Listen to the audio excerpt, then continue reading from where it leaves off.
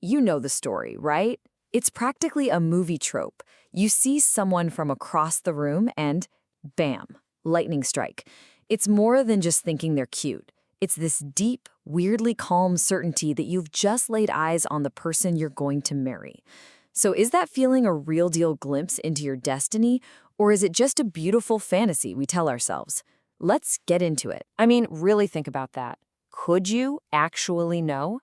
This one question kicks off a huge debate, pitting the diehard romantics against the stone-cold skeptics. And the stories we're going to look at today, well, they cover the whole spectrum, from total fairy tales to some pretty serious cautionary tales. And this quote just cuts right to the chase, doesn't it? It's not just a fuzzy feeling, it's a flat-out declaration. A moment of pure, absolute clarity that, for this guy, turned into a 17-plus-year marriage. He didn't just hope for it, he called his shot. But is he just lucky, or is this a thing that actually happened? All right, let's start with the believers. For them, this isn't some happy accident. It's fate, plain and simple. And honestly, we found some stories that sound almost like legends. Okay, get this. For one person who shared their story, this knowing thing apparently runs in the family, like for 3 generations. One grandfather saw a woman on the street, was floored by her red cheeks, and that was that. The other grandfather, a military officer, saw one of Turkey's first female pilots and just announced, "We will marry." Then their own dad sees a pair of shoes at a party and says, "I'm going to marry whoever these belong to." It's wild. For this family, it wasn't just a sweet story. It was practically a family tradition. And this one adds a whole other layer. It shows that this feeling isn't about everything being perfect and cinematic. This guy was at his absolute worst. You know the look. Sleep-deprived, total mess, didn't care. And even then, in that state, he knew.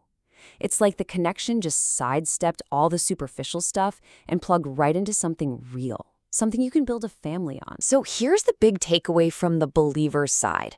The feeling itself isn't the magic. It's the spark. It's the thing that gives you the guts to actually do something about it, to walk across the room, to say hello, to take that terrifying first step. The feeling is the push, but you still have to be the one to jump. Okay, but for every one of those romantic stories, there's a voice of reason, or, let's be honest, cynicism, just waiting to chime in.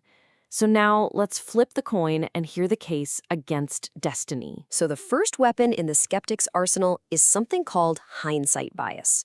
The idea is simple. We're all really good at editing our own memories. Maybe at the time you just felt a really strong attraction. But fast forward 10 happy years, and that memory gets a Hollywood-style polish.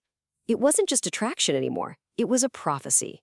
You conveniently forget any doubt you had and tell everyone, "Oh yeah, I knew from day one." And then you've got this one, survivorship bias. We hear all these amazing stories from the couples who actually made it. But what about all the times, and there have got to be thousands of them, where someone felt that certainty and was dead wrong? Those stories don't get told at weddings. We're only hearing from the survivors, which makes this whole feeling seem way more accurate than it probably is. So if it's not fate, what is it? Well, the skeptics argue it's just a cocktail of very human, very unmagical things.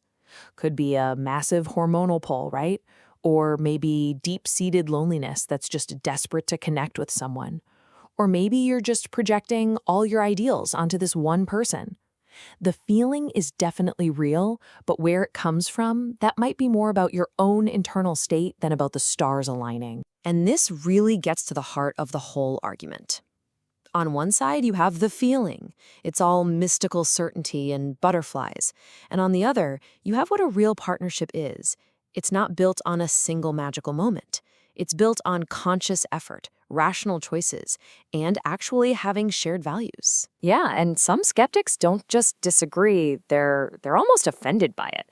This person says it all right here.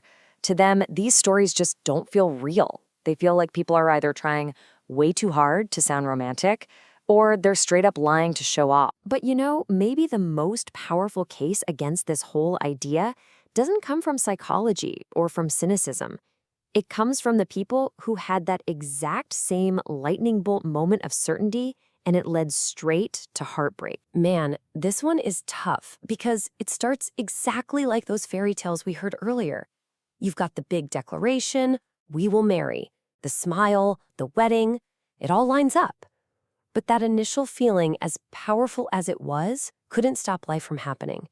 After 11 years, that guarantee just expired. Wow. It doesn't get more blunt or more heartbreaking than that. Just 4 words that completely tear down the whole fantasy. For every person who says, I knew, there's someone else quietly saying this to themselves. And this user's story kind of maps out how that goes so wrong. It starts with that same feeling of pure certainty. He's the one, my whole life. But only 8 months later, the crash. The realization I was a naive fool. And her final lesson here is a serious warning. What if that intense this is it feeling isn't your destiny calling? What if it's your old trauma recognizing a familiar and ultimately unhealthy pattern? Oof. So if there's one thing we can take away from these stories, it's this. That powerful, overwhelming feeling at the start, it's great, it's exciting, but it is not a contract. It's not a guarantee of a happy ending. Okay, we've heard the romantics, we've heard the realists, we've seen the dream come true, and we've seen it fall apart. So what are we supposed to make of all this? Let's see if we can find some kind of middle ground. Someone shared this quote, and it kind of reframes the whole conversation. You know, what if the feeling isn't really about predicting the future at all? What if it's about giving you the courage to try and create one? Maybe its only job is to give you that little nudge you need to get over your fear and just take the first step. So that points to maybe a third option, a middle path. You feel the spark, you acknowledge it, but you don't let it be the end of the story. It gets you in the room. But after that, the real work starts. You have to consciously get to know them. You have to actually evaluate if you're compatible. And then you have to build something together. The feeling isn't the destination. It's just the starting line. And this might be the most valuable shift in perspective. Asking, can I marry them, is passive. It's kind of like you're waiting for fate to give you a thumbs up. But asking, can I build a life with them? Now that's an active question. That's about being partners, about creating something, about making a choice every single day. So in the end, that's what we're left with. Maybe it doesn't matter if you think that feeling is a cosmic sign or just a trick of your brain. Maybe its purpose is the same either way, to get you to pick up the pen and write that first sentence. What you do with all the other pages, well, that's entirely up to you.